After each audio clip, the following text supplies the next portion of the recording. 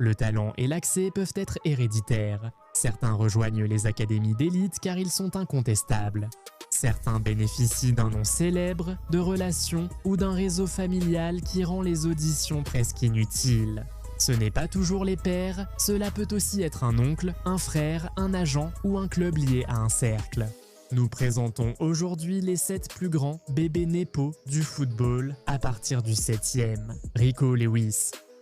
Rico Lewis n'est pas le fils d'un footballeur, il n'est pas le frère d'une superstar. Alors pourquoi est-il sur cette liste?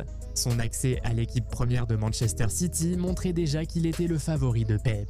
Analysons cela. Rico a intégré l'académie de City. Un jeune talentueux, certes, mais l'académie de Manchester City en compte des dizaines. La plupart n'ont jamais rejoint l'équipe première, sauf Rico. Il a débuté en Premier League le 13 août 2022 et en Ligue des Champions le 5 octobre 2022 avant ses 18 ans. C'est là que ça devient intéressant. Des rapports et des initiés ont suggéré que Pep avait vu quelque chose de spécial chez Rico très tôt et l'avait personnellement pris sous son aile. C'est une excellente chose pour Rico, c'est la définition du favoritisme. D'autres joueurs de l'académie aux statistiques comparables ont été prêtés ou vendus, mais Rico est resté et est devenu une option régulière. Mais la vraie question des fans, mérite-t-il sa place de titulaire, surtout après la récente défaite de City? Quand Rico débute, les statistiques sont claires. Le récit du favori de Pep semble alors plus entêtement que confiance. Rico est en tête car son histoire n'évoque ni héritage ni parents célèbres.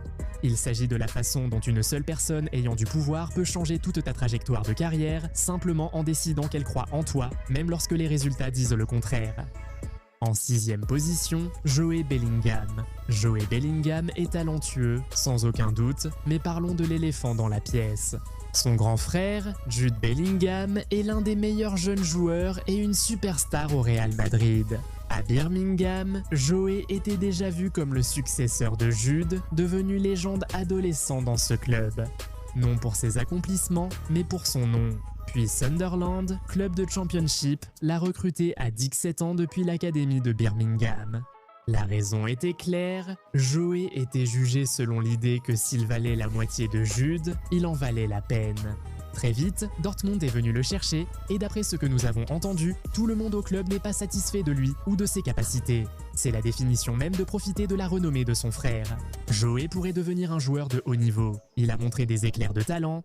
Le battage médiatique, les opportunités et la crédibilité venaient du fait qu'il était le frère de Jude, non de ses propres mérites. Voilà la vérité brutale.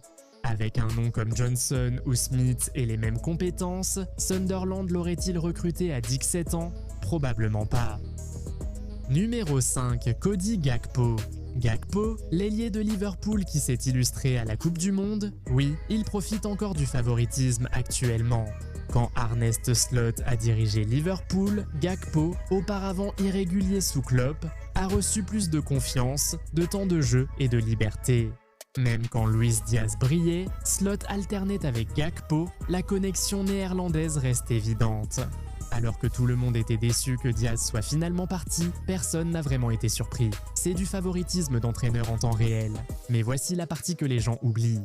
Gakpo profite du népotisme depuis l'enfance. Son père, entraîneur, était très engagé dans le football des jeunes à Eindhoven.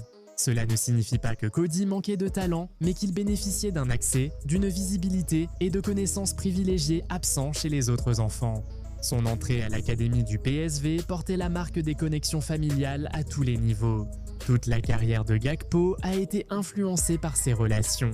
D'abord son père au PSV, puis Slot à Liverpool. Gakpo est devenu un joueur d'élite, prouvant qu'il mérite sa place au plus haut niveau, au-delà du népotisme. Voici le truc, Gakpo l'a toujours dit, l'influence de son père a compté dans sa carrière. Cette franchise est rare, la plupart des enfants de népotisme prétendent avoir tout fait seuls. Petite pause. Si vous appréciez ces analyses, likez et abonnez-vous. Ça soutient la chaîne et m'encourage à créer d'autres listes similaires. Et continuons, car le prochain exemple n'a vraiment plus rien de subtil. En 4e position, Ethan Mbappé. Ethan Mbappé, frère cadet de Kylian, a montré du talent, mais il faut reconnaître que son nom de famille Mbappé a facilité son entrée à l'académie et dans l'équipe première du PSG. Quand Kylian jouait au PSG, le club devait satisfaire sa famille. Ethan a fait ses débuts avec l'équipe première du PSG contre Metz le 22 décembre 2023 à seulement 16 ans. La réaction des supporters a été immédiate. Est-il là parce qu'il est bon ou à cause de Kylian? Et la réponse honnête, c'est probablement les deux. Il a du talent, mais aurait-il eu cette opportunité à 16 ans sans que son frère soit l'un des meilleurs joueurs du monde? Absolument pas. Mais c'est là que ça devient révélateur. En juillet 2024, Ethan a quitté le PSG pour rejoindre Lille gratuitement. Kylian était déjà parti au Real Madrid, donc maintenant Ethan est dans un autre club, sans l'ombre protectrice de son frère. Et c'est là le vrai test. Peut-il réussir sans le filet de sécurité Mbappé? Nous allons bientôt découvrir si Ethan était un vrai talent ou simplement inclus dans le lot. Numéro 3. Le parcours de Francisco Conchezon à Porto. Francisco Conchezon est vraiment bon, il a un vrai talent, il est rapide, technique, il peut éliminer les défenseurs. Parlons de sa rapide arrivée en équipe première de Porto. Son père, Sergio Conseil, était alors l'entraîneur lorsque Francisco a rejoint l'effectif. C'est un fait documenté, et même si Francisco était talentueux, sa promotion a été étonnamment rapide. Voilà le problème quand c'est ton père qui choisit l'équipe. Les supporters se demanderont toujours si tu as vraiment mérité ta place ou si le népotisme a joué un rôle. Même si Francisco le méritait, cela donne une mauvaise image.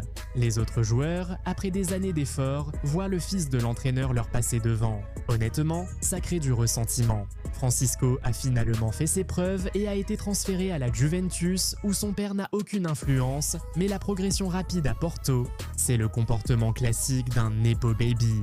Même avec du talent, nous passons au top 2. Ici, les discussions sur le peut-être que ça a aidé cessent car l'avantage devient évident pour les suivants. En deuxième position, Isaac Drogba, fils de la légende de Chelsea Didier Drogba, commence exactement là où on s'y attendrait. Il a grandi en Angleterre et s'est formé à Chelsea, mais le système de formation y est impitoyable et la réalité le rattrape vite. Si tu ne passes pas les étapes à temps, tu es écarté. Alors, en février 2018, il a quitté ce parcours et a rejoint les moins de 19 ans de Guingamp en France, mais la réalité le rattrape à nouveau. Il n'a pas fait de son passage chez les jeunes une voie vers la première équipe à Guingamp et a finalement quitté le club sans percer. Pour beaucoup, la carrière de footballeur aurait pris fin. Pour Isaac, une nouvelle chance est apparue. En Serbie, des rapports indiquaient que Nemanja Matic, ex-coéquipier de Drogba à Chelsea, avait organisé l'essai d'Isaac avec Jedinstvo UB. Pour faire simple, l'arrivée d'Isaac ressemble à celle d'un fils d'ami de Chelsea. On active d'abord le réseau, on évalue ensuite, et c'est cette partie-là que les gens font semblant d'ignorer. Aucun contrat ni minute garantie, seul l'accès compte. S'il n'est pas le fils de Didier Drogba, ce coup de fil n'a pas lieu, cette invitation à l'essai n'arrive pas, et il n'est qu'un attaquant de plus qui envoie des vidéos en espérant qu'on lui réponde. Dans le football, franchir la porte est souvent le plus difficile. Enfin, en premier, Cristiano Junior. C'est compliqué car Cristiano Junior n'est pas mauvais. Les rapports à son sujet chez les jeunes le décrivent comme rapide, techniquement solide et sérieux dans son travail. Mais ne faisons pas semblant que tout cela soit un essai à l'aveugle où personne ne sait qui il est, parce que son parcours a essentiellement suivi les tampons de passeport de son père. Il a joué dans les équipes de jeunes des clubs où Cristiano Ronaldo est passé, Real Madrid, Juventus, Manchester United, et il s'entraîne désormais à l'académie d'Al Nasser. Alors que son père est le visage de tout le projet, ce n'est pas un parcours de développement normal, c'est une voie qui n'existe que si ton père est Cristiano, quand ton père est littéralement la plus grande figure. Au club, tu n'es pas traité comme les autres. Les entraîneurs et directeurs connaissent ta famille. Chaque touche de balle que tu fais est observée à travers le prisme de l'héritage et cet héritage a deux faces. L'attention arrive avant le CV. Il est déjà présenté comme une future star simplement à cause de qui est son père, pas à cause de ce qu'il a prouvé au niveau senior. C'est pour ça que Cristiano Junior est numéro 1.